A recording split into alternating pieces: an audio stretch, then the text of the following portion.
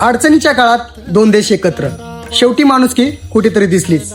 भारताची इराणला मदत. युद्धाच्या काळात सुद्धा भारताने इराणला मेडिसिन्स पाठवले आणि इराणने शिवाले आणि नंदादेवी LPG गॅसने भरलेले सीप आपल्या भारताकडे पाठवले. खरं तर अडचणीच्या काळात एकमेकाला साथ दिलीच पाहिजे, कारण मी सुद्धा एक भारत देशाचा नागरिक आहे, याचा मला अभिमानच आहे. पण एका गोष्टीचा दुःख सुद्धा वाटतो. अरे आपण किती दिवस असं दुसऱ्यावर अवलंबून राहणार?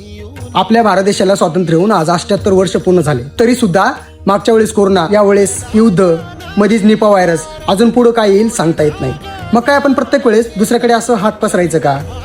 अरे आज महाराष्ट्रात LPG गॅसचा तुटवडा पडला तरी सुद्धा शेतकऱ्याचे चूल चालू आहेत, पण आपल्या भारत देशातल्या राजकारणी लोकांनी शेतकऱ्याला कधीच किंमत दिली नाही.